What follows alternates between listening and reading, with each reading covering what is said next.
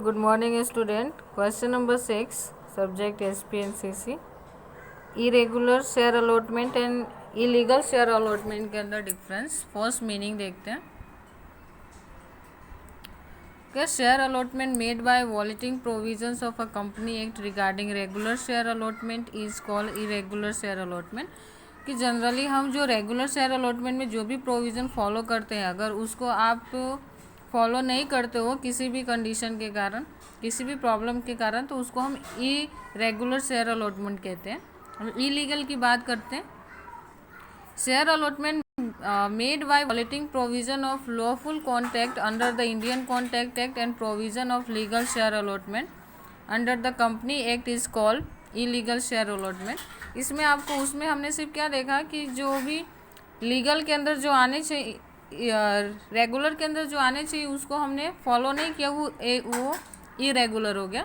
यहाँ पे देखेंगे कि यहाँ पे ना lawful contract under Indian contract act और सेकेंड आता है कंपनी एक्ट. दोनों के जो रूल्स हैं, रेगुलेशंस हैं, जो भी कंडीशंस है, उसको अगर आप फॉलो नहीं करते हो तो वो इलीगल माना जाता है. ठीक है. सेकेंड पॉइंट आता है सर्कमस्टांसेस. कौन से सर्कमस्टांसेस में इरेगुलर शेयर अलॉटमेंट होता है? तो share allotment becomes irregular. First point है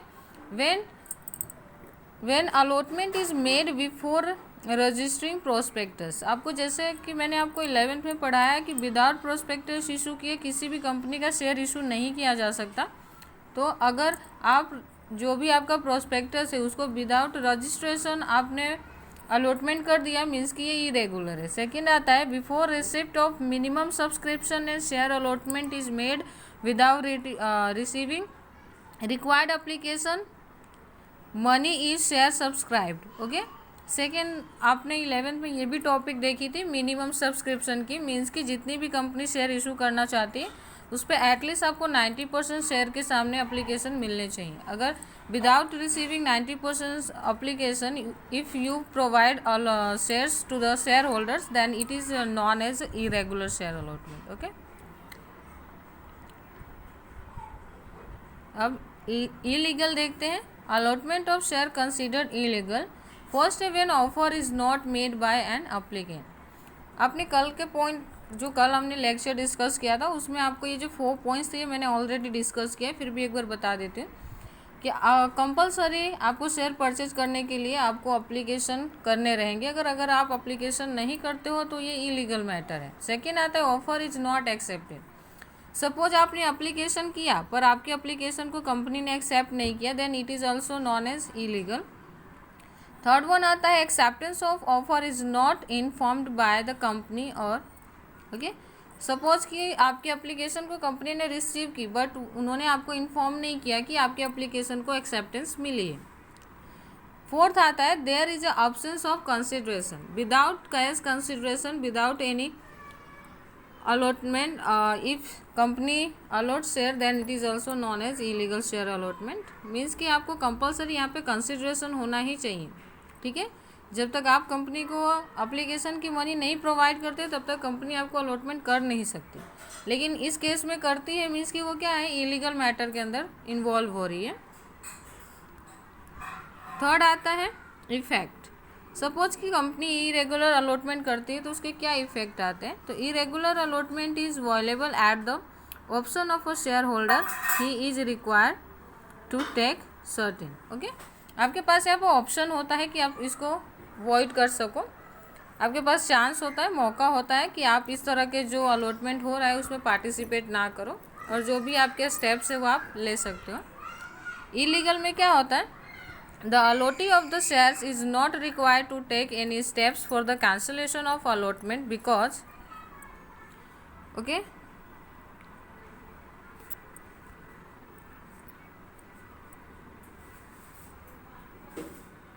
because allotment is void from the very beginning. यहाँ पे आपको कोई लीगल स्टेप लेने की ज़रूरत ही नहीं पड़ेगी या किसी तरह का एक्शन लेने की ज़रूरत नहीं पड़ेगी. बिकॉज अगर आपको पता चल रहा है कि आपने अप्लीकेशन नहीं करी है, कंपनी ने आपके अप्लीकेशन को एक्सेप्ट नहीं किया है, एक्सेप्ट किया है तो आपको इन्फॉर्म नहीं किया है, तो ये सारी चीज़ें आपको स्टार्टिंग से ही पता चलने लगेगा कि इलीगल है और आप इसको बिगनिंग से ही कैंसिल करा सकते हो। इसके लिए आपको किसी भी लीगल मैटर में इन्वॉल्व होने की ज़रूरत नहीं पड़ेगी, ठीक है। नेक्स्ट आता है 4th point, effect on membership. Membership जो चैप्टर हमने, ये 12th में आएगा, 4th चैप्टर अभी नहीं आए। मेंबरशिप का मीन्स कि जब हम कंपनी के अंदर इन्वेस्टमेंट करते हैं, कंपनी के शेयर परचेज करते हैं, तो हमें कंपनी की मेंबरशिप मिलती है, ठीक है। तो यहाँ पे मेंबरशिप पे क्या इफेक्ट आता है। Membership and by the eliminating name of the shareholders from the register of the membership if share allotment of the considered void in respect of irregular share allotment। अगर कंपनी इरेगुलर शेयर अलॉटमेंट करती है, means कि जितने time period के अंदर उसको allotment करना था उसको उसने इग्नोर किया और उसके बाद अगर शेयर अलॉट करती है, मीन्स कि इरेगुलर है, और उस सिचुएशन में क्या होगा कि जो आपका नाम कंपनी के रजिस्टर में ऐड हुआ था वहाँ से उसको निकाल दिया जाएगा। There is a no question of cancellation of membership under the illegal share allotment of membership has not been awarded। यहाँ पे आपका नाम ऐड है क्योंकि सारे जो सर्कमस्टांसेस है, सारे जो सिचुएशन अराइज हुए वो सारे इलीगल है, तो यहाँ पे नाम ऐड ही नहीं हुआ होगा तो वहाँ से डिलीट करने का चांस ही नहीं आता, तो यहाँ पे ये क्वेश्चन ही अराइज नहीं होते हैं। नेक्स्ट आता है liability, question number 5, responsible officers of a company for the irregular allotment are liable to company compensate to the loss occur to the company and the share holders. यहाँ पे responsibility किसकी arise होती है, तो जो भी कंसर्न ऑफिसर होंगे जो इरेगुलर अलॉटमेंट कर रहे हैं वो कंपनी या फिर शेयर होल्डर्स जिसको भी नुकसान हुआ है उसके लिए वो रिस्पॉन्सिबल माने जाएंगे। वहाँ पे जो भी चीज़ें होती हैं उसके लिए कंपनसेशन पे करने की रिस्पॉन्सिबिलिटी कंसर्न ऑफिसर की रहेगी। No such steps are required to be taken under the illegal allotment of shares as there is a no contract. यहाँ पे आप किसी तरह का लीगल स्टेप नहीं ले सकते हो, कोई इसमें रिस्पॉन्सिबल नहीं होगा क्योंकि सारे इलीगल मैटर्स हैं, तो यहाँ पे आप किसी के ऊपर क्लेम नहीं कर सकते, ठीक है। और यहाँ पे कॉन्ट्रैक्ट हुआ ही नहीं है शेयर होल्डर और कंपनी के बीच में, तो इसीलिए चांस ही नहीं बनता, आपके पास ऐसा मौका ही नहीं है कि आप किसी को क्लेम करो और अपना कंपनसेशन ले सको, ठीक है। Thank you. आई होप कि आपको ये क्वेश्चन समझ में आया होगा। Thank you.